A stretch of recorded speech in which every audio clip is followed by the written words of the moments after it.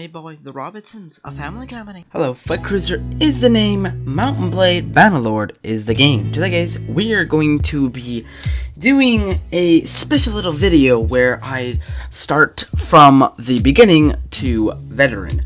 I'm going through the difficulties, not the actual difficulties, but the starter of the game. So if you are a veteran, you probably know most of the mechanics by now of the game, or if you already have it, you should know most of the mechanics. This, right now, is for beginners, people who are wanting to either play the game as it is right now, or who are getting started to play the game. So, let's get started. As you start up the game, you would mostly choose campaign, because why not? Let's say you choose campaign, because everyone would choose campaign. This is when you choose your cult. So, you have your empires and all this other stuff, right? There's 6 stages. So, your question is, what do I start with? Well, as you can see, each one has something different, and it starts the path differently. Each time you click something different, it makes your path different. Might not be true, but I think I'm correct. So mostly, you choose your path. Let's say you wanted 20% more upgraded to XP to troops for battles, or the one I chose, which was 20% construction speed bonus to town projects, repairs, and engineering. We're going to use this one just for basic. Move on. This is when you create your character. I'm not going to sit here and create a character since I already have a character myself. I'm just going to randomize. Boom, that's our character. Next. Yeah, and then here's your parents. Now, this is when it changes the game. You get to choose what your parents were beforehand. Were they, some noble character before then? Were they a trader, a tracer? Were they a farmer? Were they a blacksmith? Were they a hunter? Were they a mercenary? You choose, and I'm pretty sure if we go back, and we choose, let's say, let's go for this one. Let's choose this one. I'm pretty sure if you go next. Yeah, each time it is something different depending on the cult. So it doesn't just change the stuff to it, but also changes how your parents work. We're gonna stick with this one because I'm not gonna go back. So this one, each one is different between the different cults and on what the cults would do or what their family would do in their time. So we'll choose Smith, sure, because you choose you. And I won't choose for you, but for us, we're gonna go parents with Smith. This is when you start with your childhood, all the way up until the adult. So, I'm just gonna quickly choose all of this, and then we'll get to the paste. But if you guys want to know, so for beginners, obviously, we got leadership, brains, and stuff. This stuff changes your stats over here, as you can see. Leadership gives you leadership. I mean, brains give you skills. I'm pretty sure you'll get it, and I'm pretty sure you'll learn very easily. So I'm going to skip through all this and just get to the point. So here, we're at the part where you have your backstory, kind of how you escaped. It's kind of the same, I think, almost for every time. You always have a mother, you always have a father, you always have a brother, and 2 siblings. Stuff like that. And you go to an inn, and you get attacked by raiders. So it's always the same story, obviously. But, I just wanted to show this off because there is a main story. So there is a main story. If you think there's not a main story, there is a main story, which I would say somewhat surprising since Mount And Blade hasn't really had a quote-unquote main story, since it always focused on that open world and you do you kind of thing. So it's pretty interesting that it has an actual main story. Obviously you don't have to follow it, but it is there to build up your army. It is something that guides you. So I'm gonna get past all this. Here we are at the difficulties, just to show it off what the difficulties do. How much damage it does to each time. I'm pretty sure you know what people with difficulties do. I'm pretty sure people know what difficulties do. And then you have your stuff that's not in Mount And Blade usually. Able death, which that means, your heroes are able to die on the battlefield. If you want that, if you're a man, you would choose that. Not saying you're not, but, And then this is for perks and stuff you want to change. But for me, since I'm a veteran, I always go realistic because 1, I like a realistic feeling, and 2, I don't like things easy. It's too easy. So we're gonna choose Able Death and start the game. So here's the tutorial, but for me, I already did the tutorial. I've done it twice now, because actually I've done it once. I skipped the first time. If you want to, you can do the tutorial. The tutorial actually shows you a little bit of the story of what's going on and what happens to your brother and stuff. But if you don't feel like learning, because all you have to do is click continue, do one part of the thing. You don't even have to do all the selections that it gives you on the side of the corner, like right over here. Just do one, come back and talk to him, and then say you're ready to go, and you can continue on with the story, and it will give you some guidance of the tutorial, But I'm gonna skip that because I do not want the tutorial. So here we are. We finally get to leave. Family name, yeah, we'll call him Tommy Boy. They're Tommy Boys. That's what they are. Yep. Flag. We'll make something completely random. Do not care. Random colors shoved in there. Good. So, as you just saw right there, you can make your own family. Once you start out, you always make your family. What you want to do first, after you finally got past the tutorial, after you finally created your character, after you finally got your name and everything, we'll go to characters for thingy. So, Tommy Fuckboy over here, that's what his name is, he has a skill, and you will always have a skill right off the bat. So there are 3 ways to level up in this game. 3 ways. You should totally understand here. There are the normal skills, which you choose through the skills. Then what I call it, the inner skills. You can call it whatever you want, but I call it the inner skills, which allows you to have different abilities within those skills. So why I call it the inner skills, and then I call these the side skills, which boosts them in a way. But so that's what this point's for. It's just to choose all this, which I call the side skill, and then this is to use for the skill, and then this little marker means, hey, you have something for your inner skill. If you don't like me saying that, sucks do suck, because this is how I'm going to pronounce it from now on. You have been warned. So, with your inner skill, choose. Once you click it, it'll give you an option to choose whichever one. Choose wisely, because once you choose, I'm telling you, once you press that fucking done button, you ain't coming back, mate. So, choose wisely. Look over it, read it, try to think what you want your character to be, choose it, and then click done. We're not going to worry about all these skills, because there are a lot of skills to deal with, and that's more for the middle gear. If you want to know more about these skills, I will do it in another episode. I will teach you a little bit about this on what to start you with, but right now, we're just going to bypass this. So, your question is, what the hell do I do first? Well, Sunny Boy. What you do first is, obviously, you want to go to the nearest town. This is where you always start. No matter what, you will always start here. Every time you make a character, this is the spot for you. So, let's zoom out with the map. Before we even go anywhere, let's zoom out in the map. Zoom. As you can see, we are right there. This, Tommy Fuckboy is right there. We have multiple factions. We have 1, 2, 3, 4, 5, and 6 factions overall. And the question is, what are they? So, here we go. We have the Empire, the Empire, the Empire. Empire. 3. We have 3 empires, 2 Norwegian, or Vikings, as you guess you could call it, 2 Vikings, and 2 desert people, which I'm not going to pronounce their names. Not going to pronounce any of these factions' names.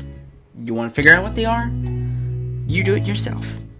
I'm only here to guide you, not here to teach you everything. So, again, what do you do first? Obviously. So choose between these three where you want to go.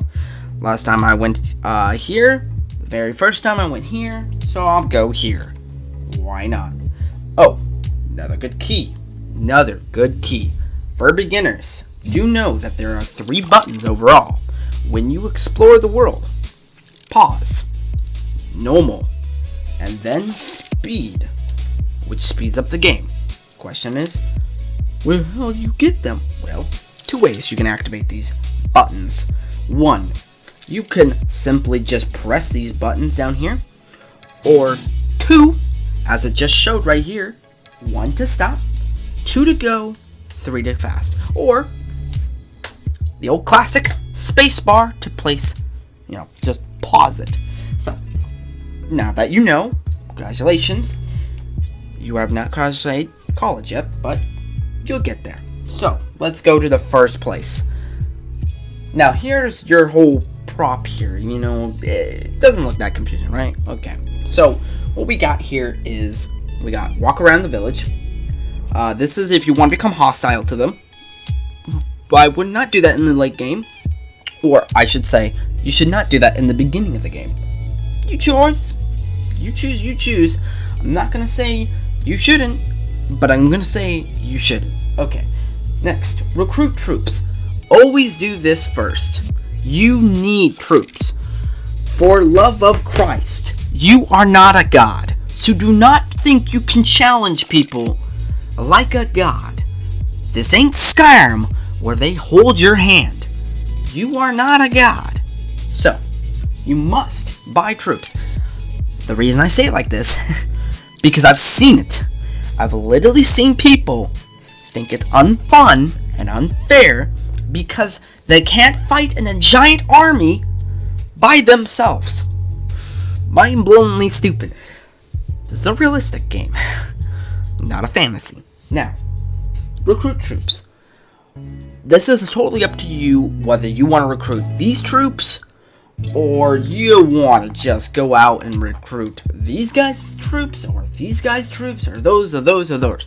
Up to you. You choose how you want your army built. There's no specific way you have to build it. The freedom is your key. So, as me, and I do not want to be a lone wolf, I'm going to buy my first troop. Boom, I have now a troop. That's a good thing. Another thing is to buy food. Or buy whatever you need to buy. So, now that we got the troop, we should talk about what you need to do to keep that troop with you. Food, as I've talked about. Down here is your food. It tells you how much food is being taken each day, and how much food you have overall. There are 3 colors to this food bar you should pay attention to. 1, obviously the basic color, white. That means you're good, okay, neutral. Then you have red. If your food is in red, it means that you do not have enough food for your people. So, get enough food. Third color, green, which means you're adding food. Wow. The more you know. Now, morale is the next thing you gotta worry about. Party morale. Here's the stats. Food. -2 for some reason. Personal. Your personal character can get morale boosted. If you play like the old ones, which I'm guessing you're not, then this is literally, the kind of personal skill thing. And again, I told you about, we'll get into it a little bit, but not too much. Then you got base. Obviously, it's minusing 2 because of food. Don't know why it minuses food. I would think food would increase it, but I think it's the food value, meaning multiple food. You can't just have wheat, because then people just, I guess, get mad eating the same food. But then again, would you get mad if you're eating the same bread over and over again? I think you would, yeah. So, anyways, there's your stuff. And then this tells you how many troops you have. How many troops are ready for battle, and how many troops are wounded. When you see a W right next to plus, it'll go plus let's say 5W. That means W, okay, W means wounded. So if it says plus 5W, that means 5 of them are wounded, while 2 of them are ready for battle. Not complicated. I was going to say complicated, but not complicated. You got your health, obviously basic. You got your money. You start with 1,000. Use it wisely. Or don't. You know what? It's your story. You do you. But I'm saying use it wisely. Because your money also goes down when you have someone. So, spend your money wisely. Then you have influence, which, let's be honest, I don't think has any really use. At the moment, I haven't found any use to influence yet. I've been playing the game for, 50 something hours? Maybe more? I don't remember. It's somewhere on the screen, you'll see it. But I have never used influence. Influence has never increased. I've never seen it increase. You can increase it in the skills, but I don't know what it does in this game.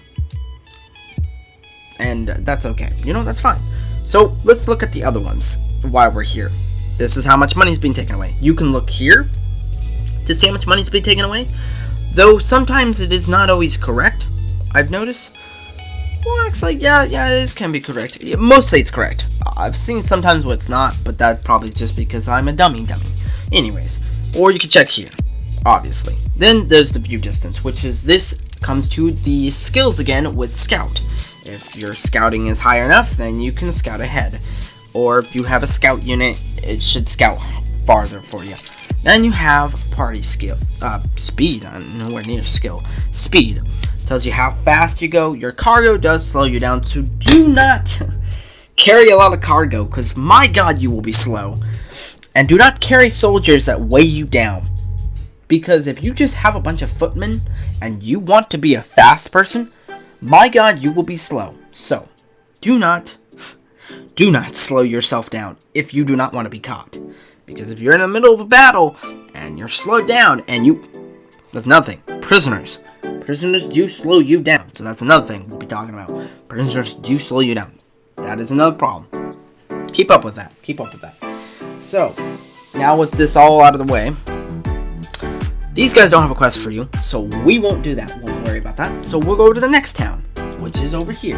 And we'll see if they have a quest. Because what I want to do always... Okay, these guys don't have a quest either. Well, that's great. What I always like to do is try to find a very easy quest for us to do. While we're here, let's see if there's new troops. Look at that, there's troops. Boom, bye, done. Okay, let's go to the next. We're gonna speed through this until we find a quest for us. Oh gosh, this is bad luck for me. Okay, well, let's buy another. Oh, okay, well, no. You're wondering why this stuff is all grayed out and I can't just buy these units? Okay, let me give you a little wrap around this.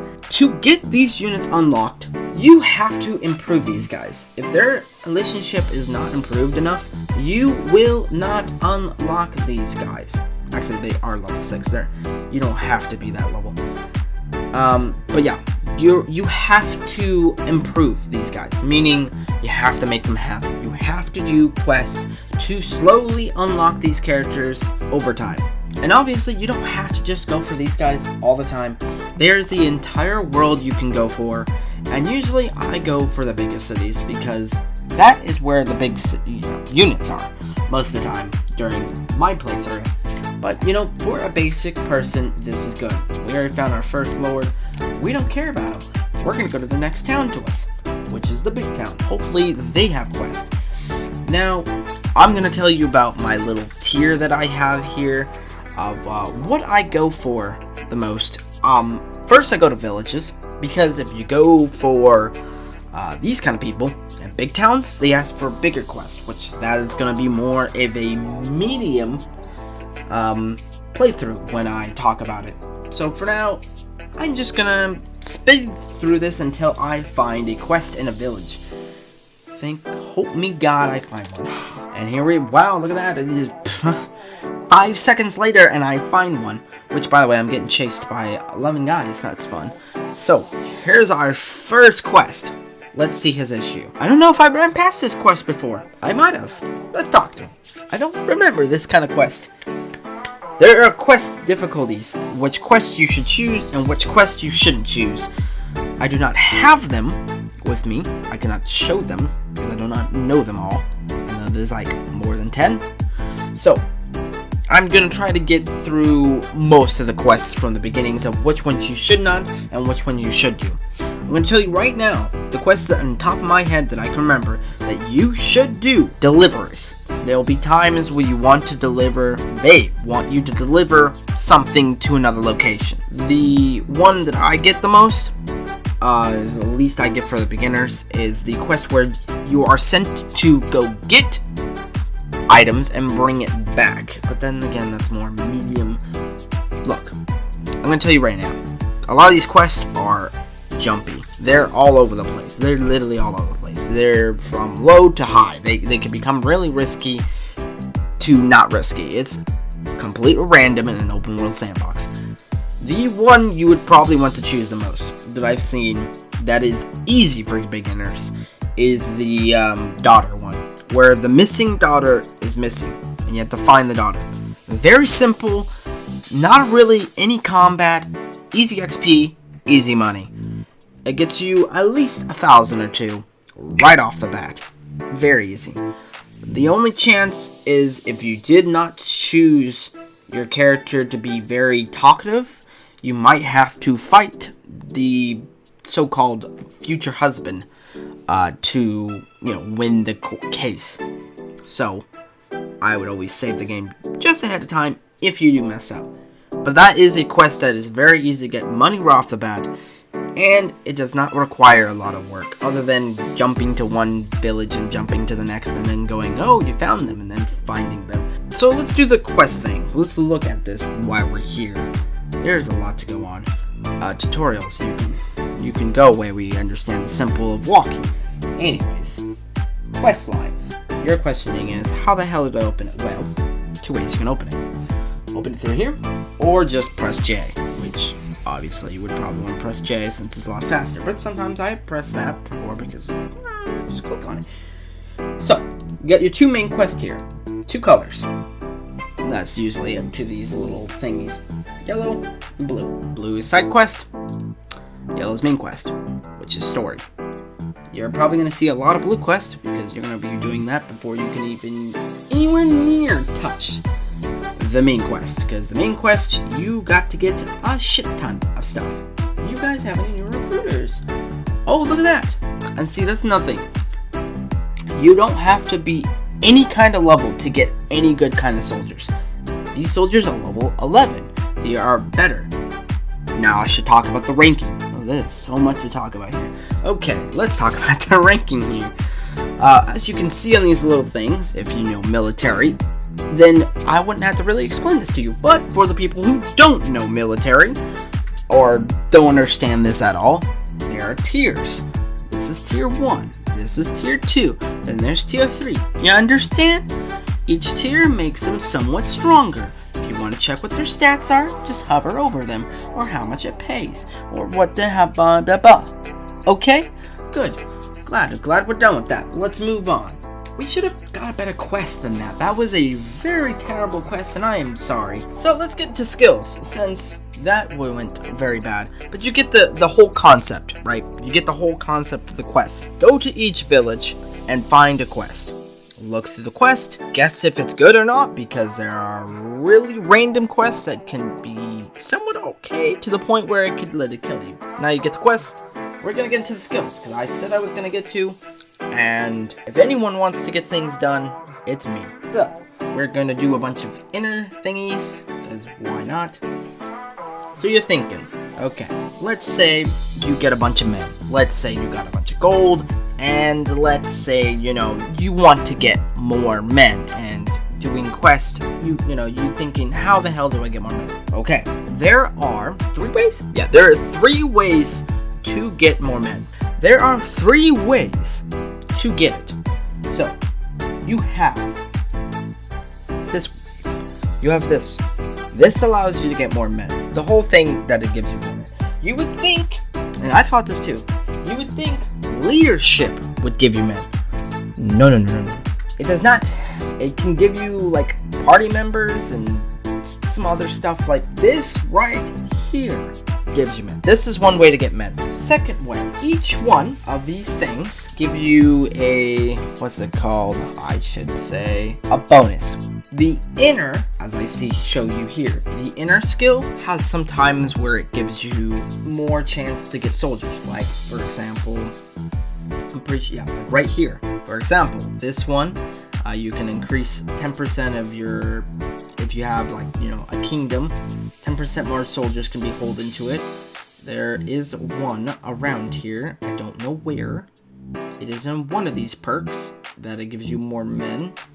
Here we go. So here's one perk that can give you more men. It can give you 5 size of more men. There are plenty of other ones that can do that too, that can give you more men. I'm not going to go through all of them, because they're all scattered. They're scattered through that in this entire thing, so that's the second way. The first way, this. Second way, the inner skill. And then the third way, and the most important way. By the way, just so you know, this can only be activated when you back out and you go to clans. Or press out. This is a whole nother thing we'll get into. Right before I do this, right before I get into this, I need to show you this. Before you can activate that thing, you need to set yourself as this. What this does is it increases this. It even says it right here if you look into it right about there. You get this and it increases it. Make sure you keep it on your character. If you want to increase it for another companion, give them to that, because it'll work the same way too. Another thing, we'll get into companions mid-grade. So, let's go back into the whole clan thing. You got a bunch of people, you got a bunch of this, you got money, you got stuff, you did this, whatever, you're getting up more stuff. This is your next place you're gonna go to. Not too much, but you're gonna go here a little bit. Especially mid-game, you're gonna go in here. Late game, you're gonna have more of a kingdom than this. So this is more your beginning and mid-gear. It can be your overall, but I mostly stick with those two. So here, you have your traits. This is where you get your companions. This is where you tell your roles to be. If you want your people to be a scouter, good thing to boost their scouts. You know, seeing farther, it's really nice. It also can be really helpful for skills in a quest, which these skills can come and help for a quest. Scouting is a very good one. Engineering, if you guys don't know what engineering is, it allows you to build like, you know, your siege equipments and other stuff a lot faster. You save your people, the, you know, surgeon, doctor, you know, you get that, right? So then here's the second part, and this is more middle gear. This is where you create a party, and they, depending on what kind of skills you got them, will do something. I haven't really fully figured this out just yet, but I use it mostly for trading, because it uses it more for people who want to get money off of this. And this is where your income is. So each time you have a companion who is on their own creating thing, it will tell you how much it costs. Or if you got your own type of building, or you got your own workshop, that's where you go. If you don't want your companions, you can just kick them. I don't know why you would want to, but it's an option, I guess, if you don't like them or something. Make sure you take off their gear if you do so, or you're gonna regret it. So, next part is the clan tier. This is the third way to increase your overall, your clan, your soldiers. You want to get more soldiers? This is the way. This is the main way to do it. The other ways are small and they can help. This is the main way. So, for me, I don't have a level and it doesn't show a bar because obviously I haven't won any wars, mostly because I haven't done any quests. If you do quests, it increases. It's mostly working on your renown and it's trying to build up your renown. You gotta get as much as renown as possible, so it's this. It might be a little grindy with the renown, but that's okay, because sometimes you can spice it up a little bit and do something different with it. You have your 2 clothing, okay, with your inventory. You have battle outfit. Then you have civilian. Now these 2 can only be activated if you are in a battle or in a city, or mostly in a town. This can activate though, like you can wear this in battle or when you're in a village. You will be able to wear this and tournaments. And here you will be wearing this for civilians. There are clan wars. You can, since you have your own clan, you can start a clan war and you can take turf. Recommend not do that right now. You do not have the power for that, but you can. You wear this for walking in towns, keeps and stuff. They want you to make yourself more like a civilian and not walking around with a bunch of armor. Over here is mostly your traders, and over here are your items. Now, another thing, your inventory space. You're thinking, how do I increase it? Well, yeah, look. If you go over here and you go over to trading area, another thing. I like to get this out of the way. If you do not walk in the town, at least explore it once or twice, and walk to the traders themselves and check out the environment, what are you doing in this game? But anyway, since I've been here for so many times, I've been in and out of these locations, you know what, just to show it off, I will walk into these towns like a real man. I will not click on the trading. But there are 2 ways. You could walk into town, find a trader, and click it, or you could click trade right there if you want to do it faster. But since we're real men, and real, I guess, women, I guess women play games, we'll walk into here and show you what the town looks like. It looks nice. Like, the graphics look amazing. The town, it's good. So, let's say you don't want to walk around everywhere in this town, right? You're thinking, fight cruiser. I don't want to keep walking in the town. Well, you're in luck. Horses. What the hell are you guys doing? Anyways, horses. You can ride these axle horses. These are allowed to ride around, and you don't need a saddle or anything, so it's nice. You can find these in the horsing guy who sells horses, or there's sometimes outside the gate there are horses. But let's go to here. This is how you increase it. Your capacity. So let's say you want to increase it. Well, buy a horse. Boom. The horse can carry stuff. Boom. As you can tell, a mule carries a lot more. As you can tell. So, if you want to carry more stuff, buy a mule. Its speed is not that fast though. So you know that. It is not that fast. I have lost my mount. I just realized that. Mules are not that fast, but they do carry a lot.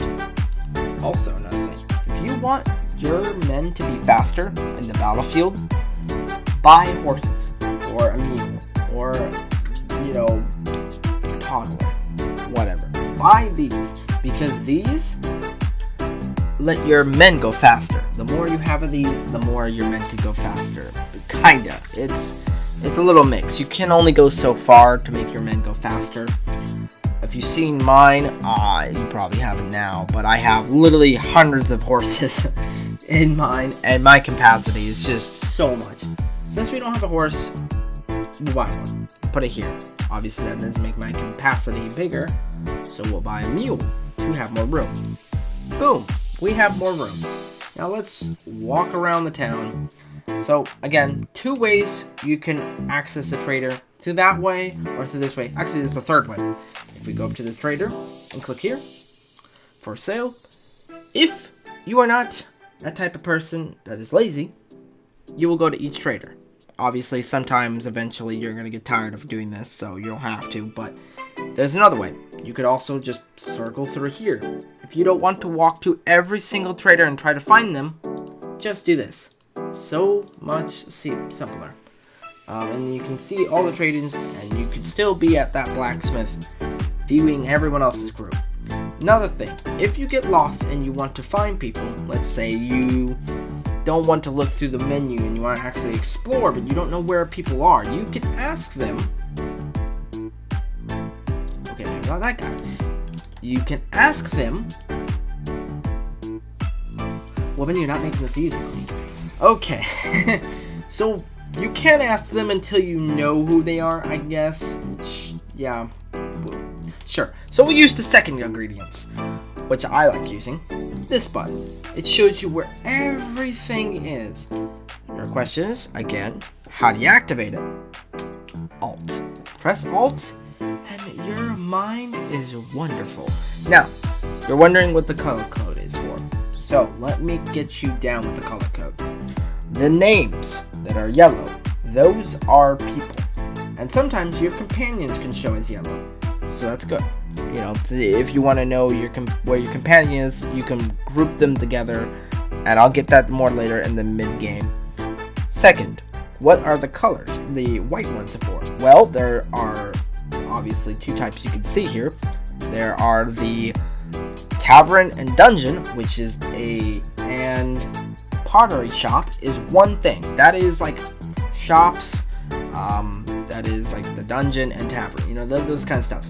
The other stuff, like the clearing,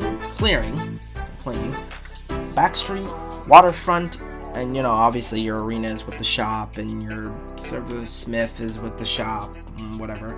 Those are what I'm thinking. Those are clans. Those are clans locations. Let's go over them a little bit. I'll show you. Don't go them because you're not ready. But when you do go over here, you see a bunch of thugs. This is obviously owned by the person that owns this place. If you ask what is they're doing here, they tell you what it is. You tell them I don't want trouble, and you walk away because you don't want to fight 3 guys on one. And also fight an entire not an army, I guess, more of a clan later on because you don't have people to back you up. So let's not worry about that. So yeah, as you can see, you can explore, you can go to different locations. You don't always have to be on the ground.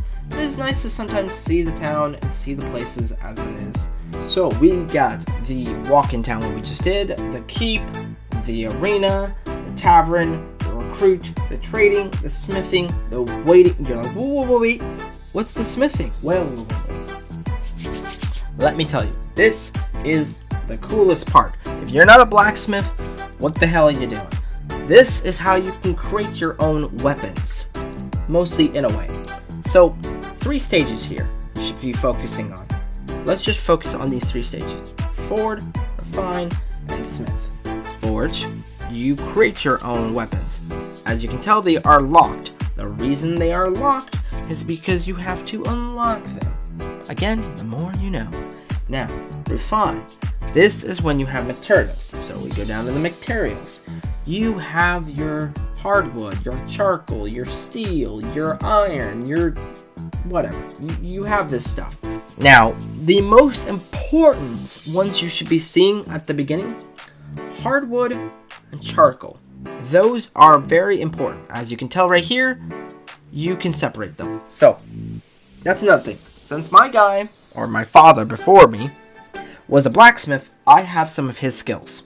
And since I have some of his skills, and I checked one of them off, and the inner skill, I can do 3 for 2, which is so much simpler than just, doing 2 with 1. That's just my blacksmith skill. I have 25 skill. Yeah, see, 25 skills, so I'm good. But you mostly want to focus on hardwood and charcoal. Charcoal you probably will never find. You will always have to craft that. Hardwood you will.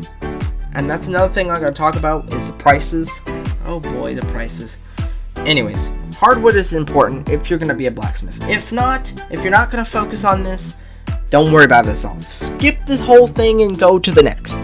But if you're going to try to be a blacksmith and try to craft weapons that can be very spendy and also going to help you and your companions in battle, this is where you're at. Next one, smelting. This is where it comes in. If you have a weapon of any type of tool, you can scrap it here. It'll tell you the material. Let's say it has, iron and iron. You smelt it down. But to smelt that down, you need charcoal. To get charcoal, you need hardwood. And then you see over here, you can fuse them together. And when you want to craft something, it'll tell you what it takes. Simple enough. You know, and to unlock these, you will need to smelt different weapons. Sometimes it's random, sometimes I've smelt a sword, and it's gave me a dagger part, and I'm going, what the hell, that doesn't make any sense, but whatever. So, there are different weapons, you know, here's all your weapons here. The most customization is the one-handed sword and the two-handed sword. All the rest have some kind of customization, but not as much as of the swords, obviously. You can see previews of it too, so if you don't want to make it right away, you can see the previews or see what you want or whatever. And you can do randomize, and you can see all their stats and whether they're one sword or whatever, and you can increase it. You mess with this, I'm not going to mess with it because I don't really have the time to do that. So we have that. We have the smithing stuff. We know what the recruits are. The tavern. You go in here to 1, recruit soldiers, or 2, recruit companions. Or if you want, I mean, you can play a mini game. There is a mini game right over there. That guy. Or you can talk to a chick. Oh, not you. But there's a chick around here. I don't know where she is at the moment. She can boost your people's morale by, you know, paying for the food that they have around this area. And yeah, that's what you could do. So here's one of the higher guys. Cancel that, but that's one of the higher guys. You can hire him and he'll be with you forever and you can pay him and stuff. This guy right here, he takes prisoners, so if you have prisoners you can sell them. If you don't see him, you can sell them a different way, and I'll show you that once you get out of here. And then a companion, usually they're around. That's the chick I was talking about.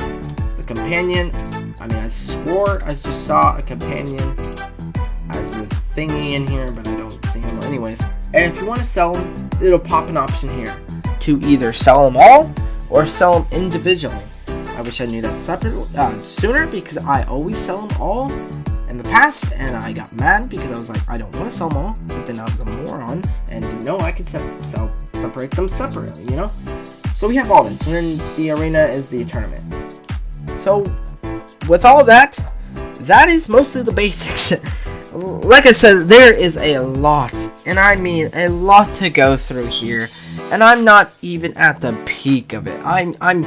I'm touching it a little bit. I'm giving it a little taste of that sweet bacon, but I'm not chowing it down yet. I haven't got into the whole kingdom thing and the trading thing, and oh god, there's just so much to deal with right now, and my room is hot and my computer is not helping by creating so much heat. So today guys, I'm going to end the video. Okay, so I'll catch you guys later on the next video. If I do not upload my daily videos, which I usually try to upload every 2 to 3 days, mostly it's been 3 days. If I do not upload, the coronavirus has got me. Just saying. Anyways, catch you guys later. Peace.